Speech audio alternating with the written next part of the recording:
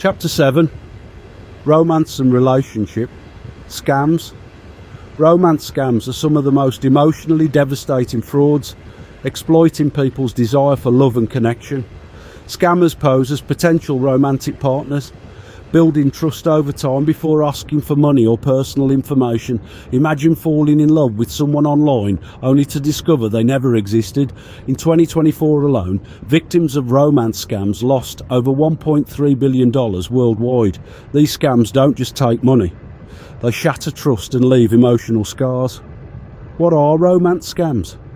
Romance scams occur when fraudsters create fake profiles on dating apps, social media or websites to establish relationships with their victims. Once trust is built, they manipulate victims into sending money, often using fabricated emergencies as excuses.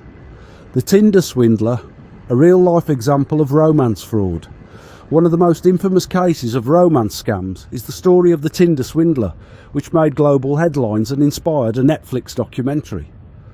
Simon Leviev, the scammer behind the scheme, used dating apps like Tinder to defraud women of millions of pounds. Leviev claimed to be the heir of a diamond empire, flaunting a lavish lifestyle on social media. He matched with women on Tinder, taking them on extravagant dates including private jet rides, luxury dinners and high-end hotel stays. Once trust was built, Leviev claimed his accounts were frozen due to enemies targeting him. He persuaded victims to send money, which he promised to repay.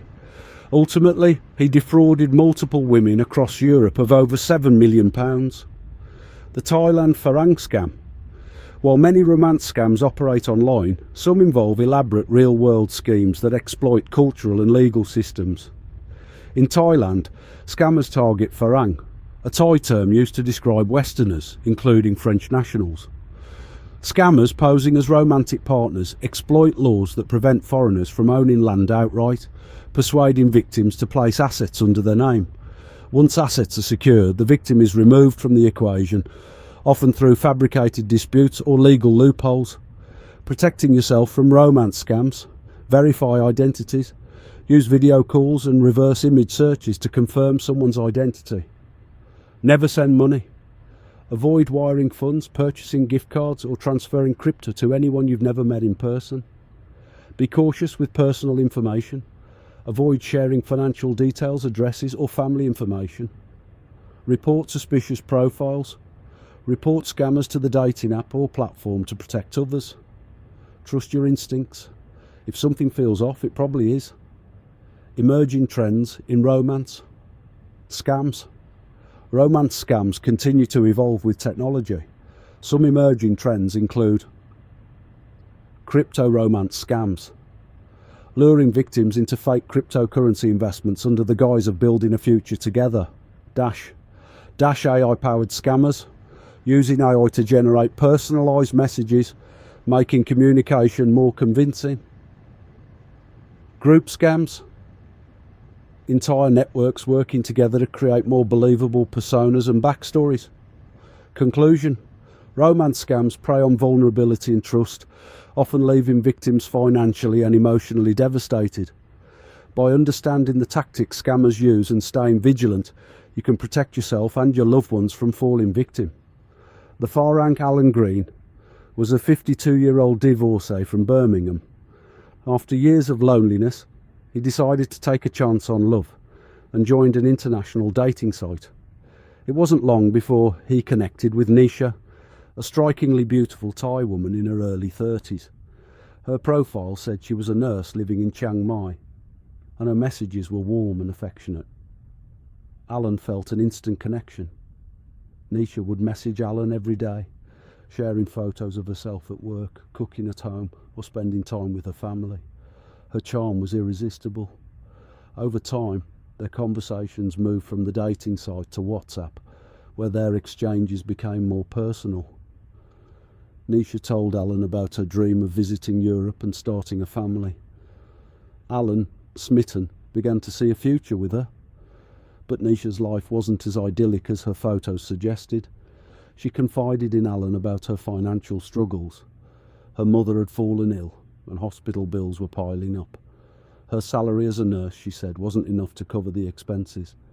Alan, wanting to be the hero in her story, offered to help. He wired her £2,000 to pay for medical bills, feeling good about his generosity. What Alan didn't know was that Nisha wasn't a nurse. She wasn't even Nisha. She was a 27-year-old man named Somchai, part of a sophisticated romance scam syndicate operating out of Bangkok. Somchai and his team worked out of a rented office, posing as women on dating sites to con lonely foreigners out of their savings. They used VPNs to hide their locations, stock photos to create fake profiles, and scripts to manipulate their victims emotionally. Somchai's office was a well-oiled machine. Dozens of employees, each with multiple fake identities, worked around the clock, targeting vulnerable men and women. They were trained to build trust, escalate emotional connections, and introduce financial requests at the perfect moment. Their success rate was high, and their earnings were even higher. Alan's £2,000 was just the beginning. Over the next 6 months, Nisha's problems multiplied. Her mother needed surgery. Her motorbike broke down. Her rent was overdue. Each time Alan stepped in, wiring more money. By the time his bank flagged the transactions as suspicious, Alan had sent over £20,000. When Alan finally realised he'd been scammed, he contacted the police. But the response was disheartening. The local authorities in Thailand showed little interest in pursuing the case. It's hard to track these scammers, they told him. They move their operations frequently and they're protected by local networks. Alan felt abandoned. He reached out to the British consulate, but they too could do little to recover his money. Meanwhile, Somchai and his team continued their work, targeting new victims. They lived comfortably, driving expensive cars and dining at high-end restaurants, all funded by their deception. For them, the risk was minimal. Local authorities often turned a blind eye, and foreign victims had no jurisdiction to pursue justice in Thailand. Alan's experience was a harsh lesson. He realised too late that once the money was gone, it was never coming back. He deleted his dating profiles and vowed never to trust anyone online again. But the emotional scars remained, a constant reminder of how easily trust can be exploited.